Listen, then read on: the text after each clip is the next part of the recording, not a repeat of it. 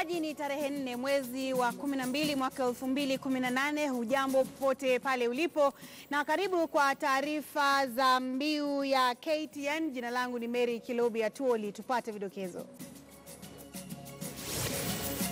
Gavana wa Nairobi Mike Sonko agairi marufuku ya matatu kuingia katikati ya jiji na kuwapa afueni wasafiri waliokumbana na changamoto hapo jana ya kushukishwa mbali na mji. His Holiness Purushottam Priyadas Swamiji Maharaj is here in Mombasa to bless the people of Mombasa, the people of this country. Kiongozi wa dini ya Wahindu awasili nchini Kenya kwa dhamira ya kuongoza maombi ya amani kwa taifa la Kenya. Mtu mmoja hofiwa kufa kwenye ajali iliyotokea eneo la Westlands hapa Nairobi mapema hii leo baada ya dereva wa basi moja kukosa udhibiti wa basi hilo na kutumbukia kwenye kidimbwi cha maji. Sasa hii watu hakuna namna watapita kwenda ngambo ile. Na mvua ilionyesha eneo la Lare Soro huko Samburu Mashariki yasababisha mafuriko yaliyowahangaisha wakazi.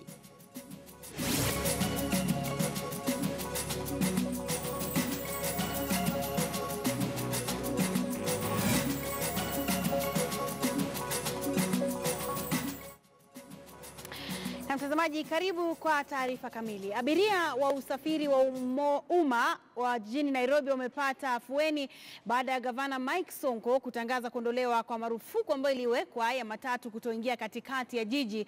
Taarifa hii ikija baada ya msururu wa mikutano na viongozi wa vyama vya ushirika vya matatu huku wa Kenya wakiendelea na kiguu na njia kuingia katikati ya jiji la Nairobi.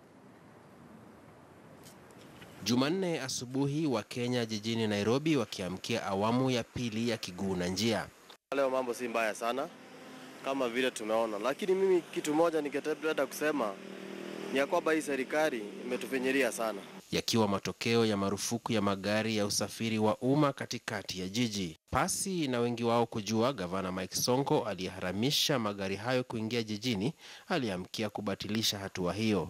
I have noted with deep concern the plight of Nairobi residents as a result of the ban, and hereby announce that the full implementation of this directive has been suspended with immediate effect. Hii ikiwa baada ya kile alichokitaja kuwa majadiliano ya kina na wadau kwenye sekta ya uchukuzi wa umma almaarufu matatu. Although the directive is well intentioned, many innocent commuters, including senior citizens and those with health challenges requiring emergency medical attention, expectant mothers and children traveling with their parents, all suffered untold inconvenience.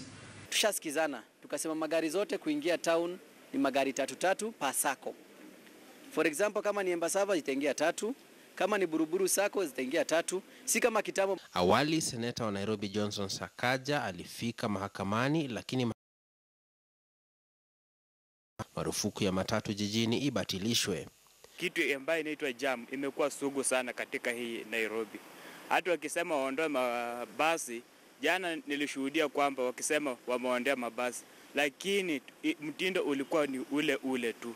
It's a good idea to decongest the town. We're not refusing to decongest the town. The only thing we're saying is they need to have a plan B before they just kick everybody out of town. Mipango ya zamani ya kupunguza msongamano jijini imekuwa ikifeli. Wakati mmoja kukiletwa mapipa almaarufu mapipa ya kidero kwenye mizunguko, lakini msongamano unazidi kulizonga jiji. Kwa sasa kila mtu anapambana na hali yake, lakini kuu ni kuwa jiji hili lingali na mwendo mrefu kuhusiana na mikakati ya kupambana na gharama ya juu ya usafiri pamoja na misongamano katikati mwa jiji. Mark na Maswa, KTN News. Na mtazamaji, ajali ambayo ilitokea katika barabara ya Waiyaki Way huko Westlands mapema hii leo na ilitokea baada ya dereva wa basi moja kukosa udhibiti wa basi hilo na kutumbukia katika kidimbwi cha maji kilichoko kwenye sehemu ya barabara ambayo inafanyiwa ukarabati. Mtu mmoja anahofiwa kupoteza uhai katika ajali hiyo. Polisi wa trafiki walifanya kila juhudi kuondoa msongamano wa magari.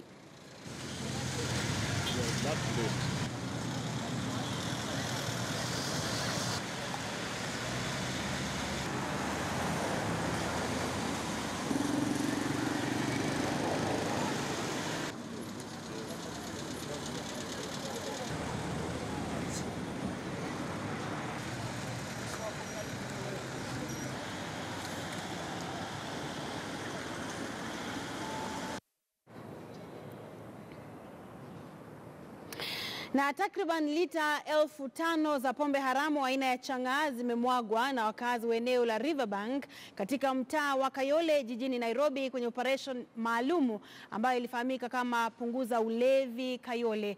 Wakiongozwa na mbunge wa Embakasi Central Gadhiru Mwangi, wakazi hao waliojawa na ghadhabu wamesema pamekuwepo na ongezeko la pombe haramu ambayo inahitilafiana na utendakazi wa idadi kubwa ya vijana katika eneo hilo, kando na kuhatarisha maisha ya wakazi.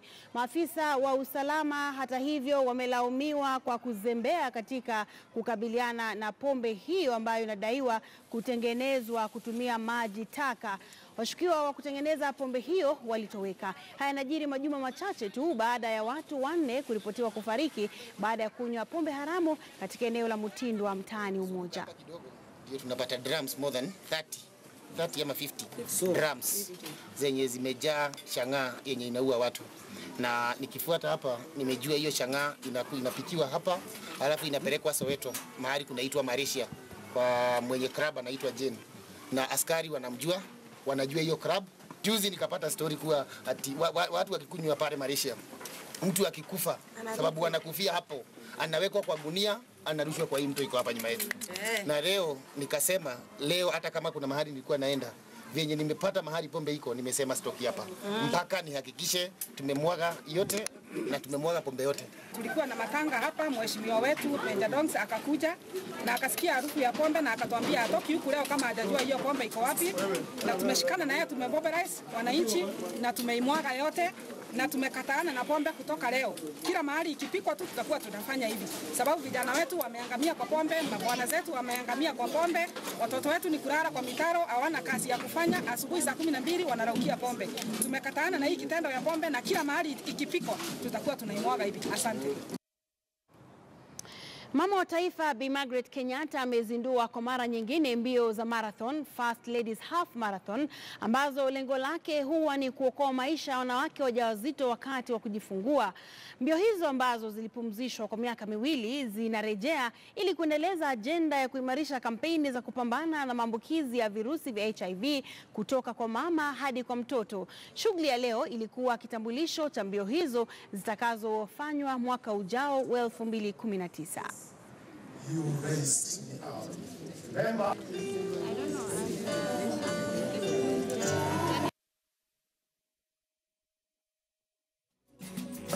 Beyond Zero launch of 2019 marathon.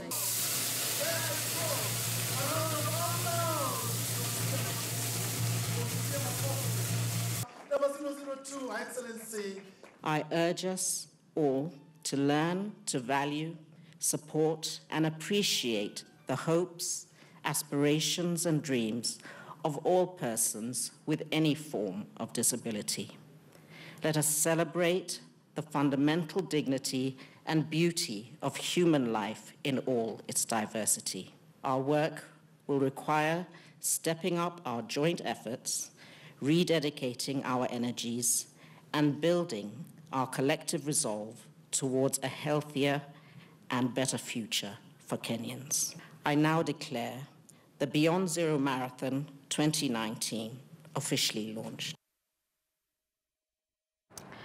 Wakazi wa eneo la Lare Soro, Samburu Mashariki jana wamehangaishwa na mafuriko ambayo ilisababishwa na mvua kubwa ambayo inanyesha katika eneo hilo. Mto Lare Soro ulivunja kingo zake na kusababisha mafuriko.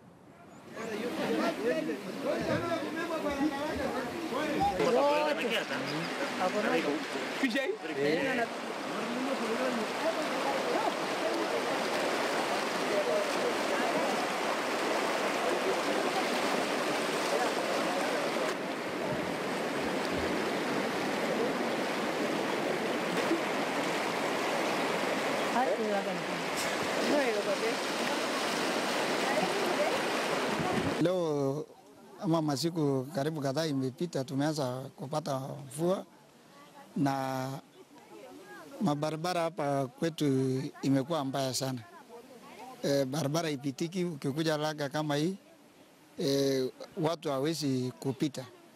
Kama sasa hii watu hakuna namna watapita kwenda ngambo ile, na kuna watu wanakaa kama wamefungiwa mahali, na naomba wananchi, kwa sababu sasa hii ni msimu ya mvua, waweze kuwa waangalifu sana wanapovuka Malaka, wanapopita mahali kuna maji. Na kiongozi wa dhehebu la Wahindu Maninejar Shri Swamirayan Gandhi amewasili humu nchini kwa dhamira ya kuhubiri amani na ustawi. Ziara ya kiongozi huyo wa kidini inajiri mwaka mmoja baada ya Rais Uhuru Kenyatta na kiongozi wa upinzani Raila Odinga kukubaliana kufanya kazi pamoja kwa ajili ya ustawi wa taifa hili.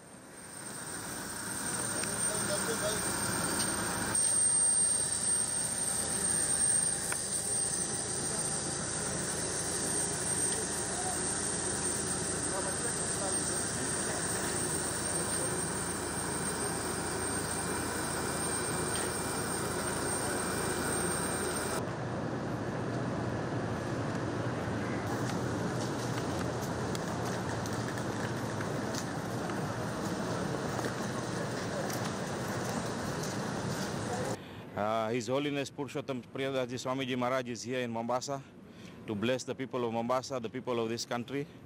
He normally visits us every year and prays for the people of Kenya and the prosperity of Kenya. Back to Nairobi and stay there for 2 days, then head to Kampala, where he will stay there for a week.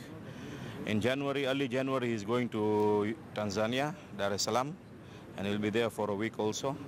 In total, he's going to be staying with us in Kenya for about two months. During his stay in Mombasa, he's going to visit the special care unit. Especially, he's going to feed about 8,000 to 10,000 people, which are small, big, all at the Sajanand Feeding Center this Sunday. Na mtazamaji, hapo jana ilikuwa ni siku ya maadhimisho ya watu ambao wanaishi na ulemavu duniani. Tulimwangazia maisha ya Samuel Juma ambaye alizaliwa bila mikono, lakini ukakamavu wake ukamwezesha kuishi maisha ya kupigiwa mfano. Kwa sasa yeye ndiye karani na mhandisi wa tarakilishi katika kanisa Katoliki parokia ya Kitale. Mwanahabari wetu Shadrack Miti alimtembelea na kuandaa makala maalum kuhusu maisha yake Samuel Juma.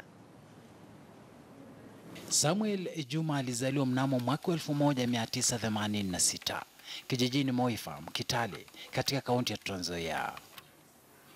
Yeye ni mlemavu ambaye maisha yake yamekwenda kinyume kabisa na mtazamo na ufahamu kuhusu watu walemavu. Licha ya kuzaliwa bila mikono, hakuwahi somea katika shule maalum za ulemavu. Alijiunga na darasa la kwanza akiwa na umri wa miaka 9.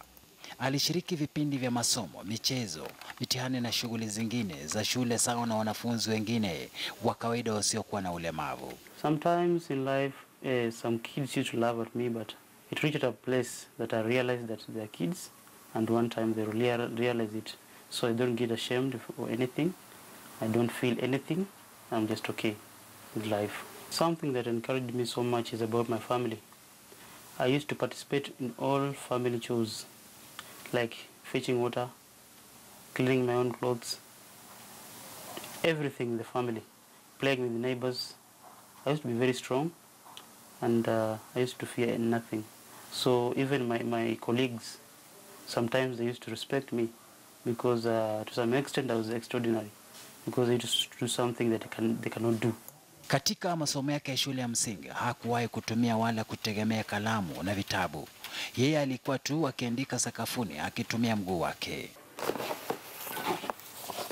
Mzaliwa wa pili katika familia ya watoto 6, Samuel ndiye mtoto wa pekee katika familia yao aliye mlemavu, mbali na kuwa mtoto wa pekee katika familia yao aliyesoma hadi kidato cha 4 na hatimaye kujiunga na chuo. I joined Mombasa Bridge Secondary School, which is in Northern Kishu. After one time I transferred to Tumaini Secondary School, Molo, where I got my donors who were able to support me from Form 2 to Form 4. Later on in the year 2008, I joined Rift Valley Institute of Science and Technology, pursued information technology, being also a normal school.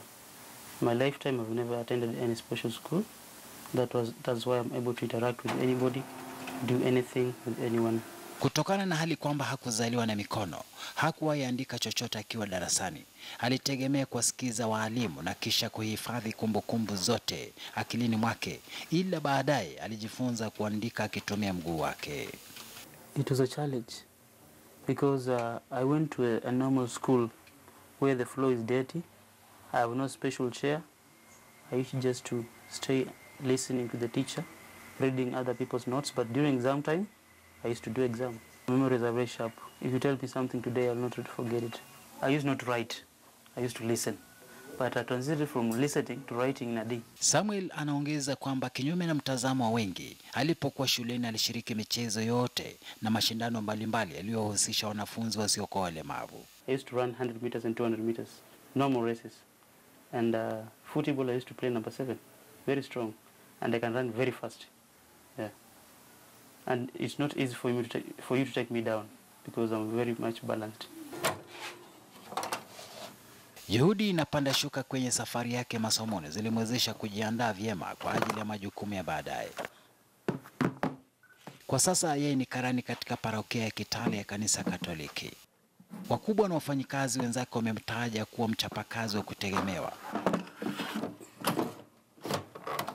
Mbali na kuwa karani, yeye hujishughulisha na urekebishaji wa tarakilishi iwapo zitapata hitilafu. He assists me in my daily work here and also the bishop's office and the our parishes when they have their work to be done. They usually, if they have to be aligned in the technical term, if not myself, we work, Juma is there to do it. Even myself, nikiwa na kazi hapa, if I'm not around, provider assign Juma, we are working on this project. Can you do this? You just have to take the work. If I have like 4 projects which I'm working on, I give Juma 2, I also take 2. Msukumo wa kutaka kuwa mtu huru asiyewategemea watu wengine umemwezesha kuwa mchapakazi shupavu anayependwa na wenzake. Na ingawa miguu ndicho kiungo muhimu zaidi katika kutekeleza majukumu yake, anasema ukosefu wa vifaa maalum kama vile kiti spesheli umemfanya aache kutumia miguu anapopiga chapa. It was mysterious because one of my teachers realized that I can write very well down on the floor. Now he started giving me the pen to write, and I realized that I can write. I can write a dictation very fast. And life becomes possible. I majorly rely on him. I cannot work without him based on the relationship we have worked with him. Even when he's not around, I have to know how will he be around so that we can move on with our daily work. As CDSK, our Cheshire Disability Services Kenya, we believe these children that we are supporting, they are able to different. They are not disabled, but able to different. Akiwa shuleni alijifunza kuandika akitumia mguu. Hata hivyo, aliamua kutoitegemea miguu katika shughuli zake ili kujiondolea unyanyapaa na mitazamo hasi ambatanayo na watu walemavu. I'm very comfortable doing like this because sometimes when you take out your shoes and start doing it, it look like unique and people may be staring at you. So it's better I use the ones. You know, sometimes I forgot that I'm disabled. Because if I remove my shoes, I just remember I'm disabled. So it's better I do the way I am, the way I can do it.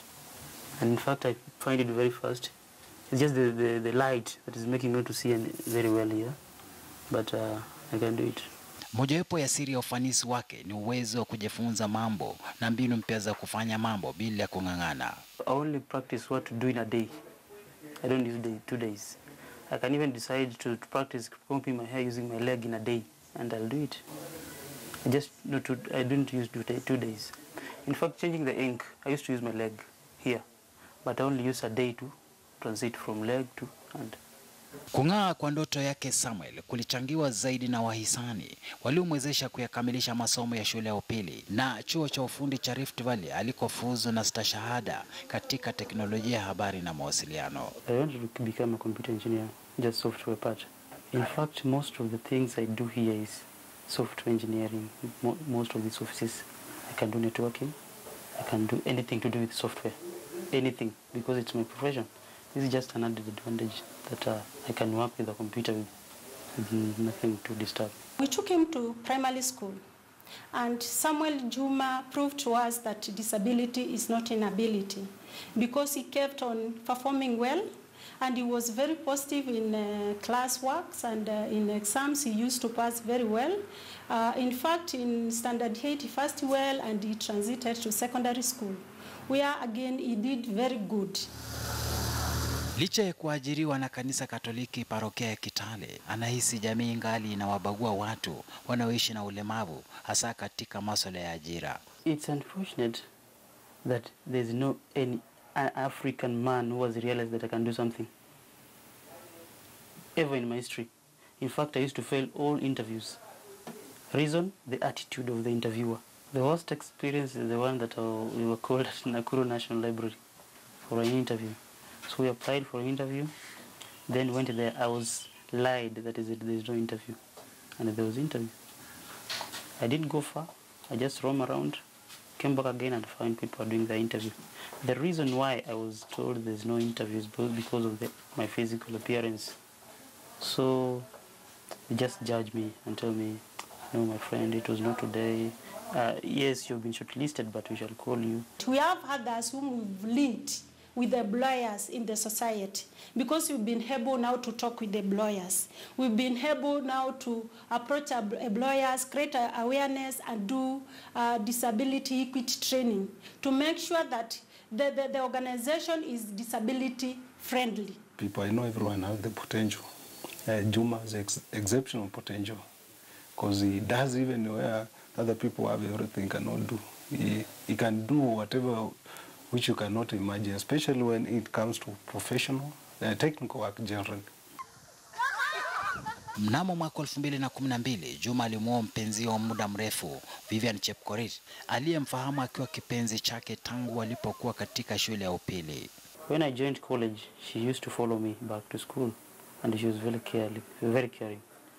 She used to take some of her shopping and bring it to me. So after school, she decided and make a decision that she'll never go anywhere else, and she came to my house. With no job. I used to have no job, but she used to feed me. Na nikiwa shule sasa pale nilikuwa namhurumia, sasa nauliza wenye walikuwa nasoma na huyu mtu anakaje, yani maswali tu hivyo. Sasa ikifika games time yeye alikuwa anakuja klasi yangu, lakini sasa asemi chenye anataka. Sasa ikafika time sasa akatumana, na pia akaandika barua ikanifikia, ndio sasa hapo ndo mahali tulianza kujuana na yeye. Hata hivyo, Samuel anadai kwamba kutokana na mvuto alionao kwa wasichana, zipo nyakati mkewe Vivian huwa na wasiwasi kwamba huenda akanyakuliwa na wanawake wengine. In fact, right now my wife is very careful because she feels to lose me, but because I love her, I cannot lose her. She's so insecure. I don't know why. Okay, huwa namwambia wewe tembea, lakini najua tu pale pale utanitafuta. Na kweli anazunguka, lakini mwisho ananitafuta. Ingawa hajaufikia upeo wa maazimio yake, Samuel ambaye kwa sasa ni baba ya watoto wawili, anajivunia kuwa mlemavu anayejitegemea pasi na kusubiri misaada na kuombaomba. Kama hata naweza kuwa mgonjwa, lakini Juma hufanya kila kitu. Kama ni kufua atafua, mpaka manguo zangu, viomba atosha, kupika atapika, kila kitu anafanya. Hata hivyo, Samuel anahisi serikali na asasi nyingine zinazowashughulikia walemavu hazijafanya ya kutosha kuwalinda na kuimarisha maisha ya walemavu. Some of the activities, some of the intervention that we do for these children, the government has to come in strongly to support us. Mtu mlemavu ni mtu tu, anafanana na watu wengine pia. Kwa hivyo mtu usimdharau, ama ukimuona unatoroka ama nini, hapana. Mimi nimeishi na mtu mlemavu, lakini sijaona ulemavu kwangu. Ulemavu sio mwisho, ila kikwazo tu cha safari ya maisha. Idhibati hayo yakiwa maisha yake Samuel Juma, ambaye licha ya kuzaliwa bila viungo muhimu vya mwili ikiwemo mikono, jitihada na ukakamavu wake umemwezesha kuzifikia ndoto zake, na bado anaendelea na msukumo wake ili kuhakikisha kwamba anaufikia upeo wa maisha yake. Shadrack Miti, KTN News, Kitale. Na bila shaka Samuel ni kielelezo kwa wengi. Mtazamaji, tupate